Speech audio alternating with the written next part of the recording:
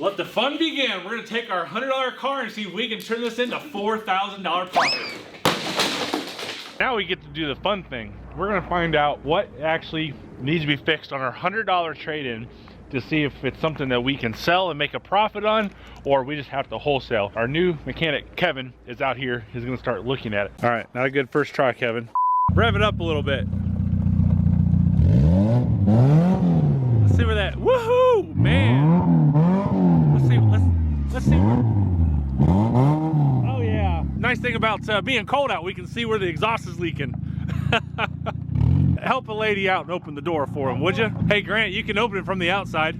I installed those handles for this instance right here. Look at that. Look at that. We also, we have a lift here now. I don't think I like this lift completely, but it is a lift. Challenger has got the lift, so we had to use these 2x10s so the little cars can come in here and get jacked up. Nothing? Oh! We'll try that again. It's only scary the first time. Woohoo! We got her up and running. What's wrong, Rich? And just like that, we have a new battery installed because I don't feel like getting shocked. So this is the core. We're gonna leave that for them to pick up, and that right there cost us $128.07. And Kevin just found us a freebie while he's up there looking at the front.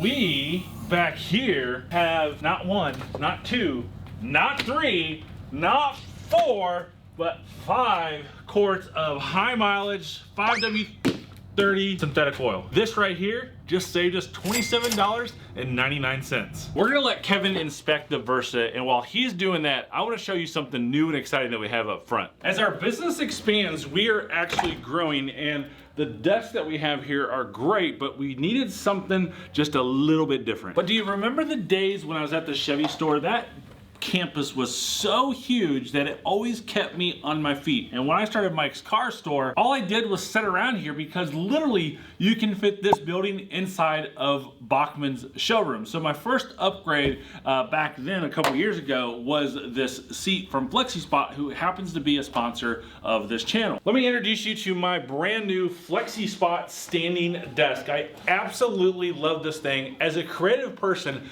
I need to be up, I need to be moving around, and it helps me and my creative juices do so much better. So much that I scripted out this entire video standing at this desk. I know what you're asking, why FlexiSpot, Chevy dude? Well, let me tell you, these things are easy to install, they're durable, and most importantly for my growing business, they are affordable. So they come with a 15-year warranty and a 30-day return policy. Plus, they can even handle some of my even more, let's say, enthusiastic use.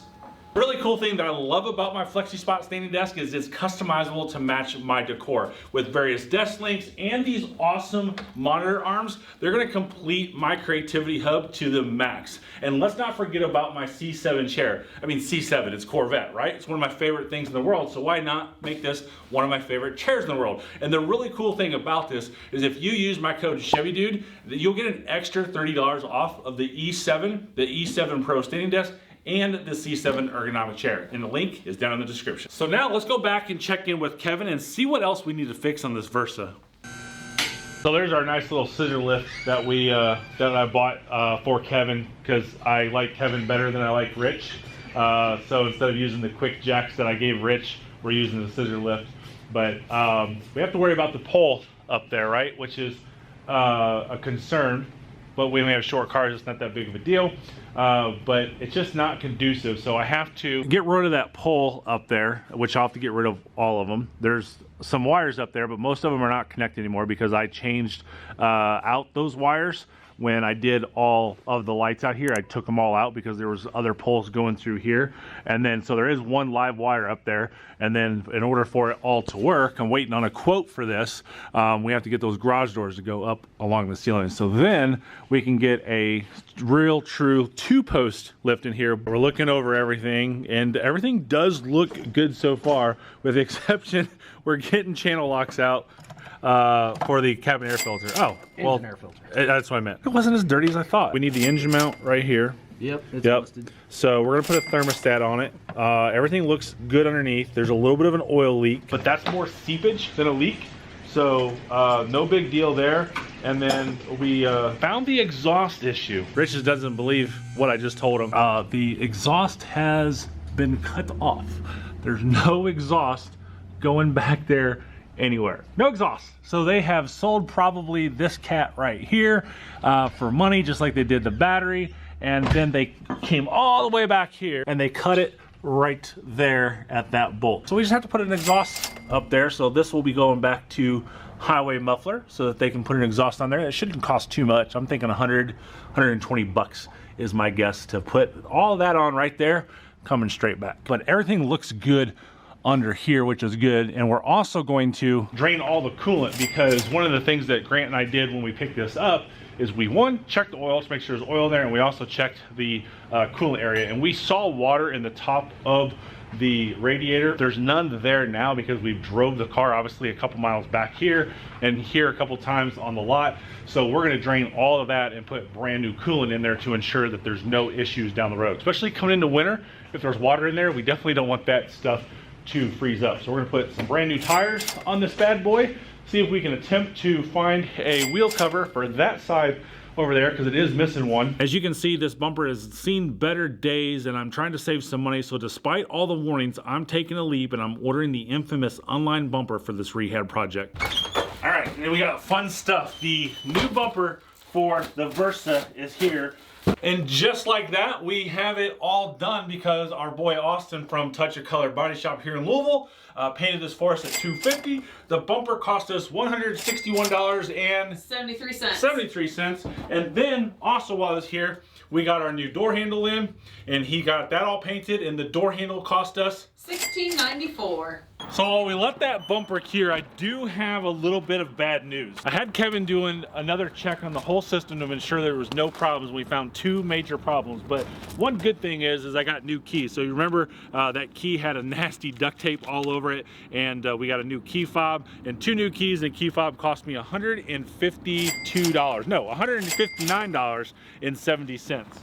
Now, if you remember back when we first got this car, the customer told us that it needed a thermostat, and the repair facility quoted $900. Now, I didn't take in a whole lot of credibility in that, but if it was a thermostat, we know how much that costs, and it's super cheap to fix. So Kevin could not get the fans to cycle. So through all of his tests, he found out that the fan was actually overloading the fuse box. So now we need to get a brand new fan and a brand new fuse box, which I was able to source those.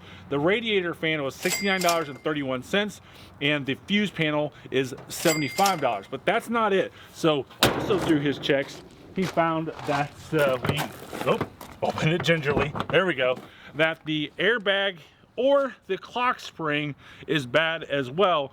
So we're starting off with the cheaper thing, which would be the clock spring, which that cost us $83.22. So then now the next thing to do while we wait on those parts to get here is to detail this up. And I told you in the first video that there's a lot of change around here, and I don't think that change is gonna help us recover the vehicle costs now that we're so far deep into it.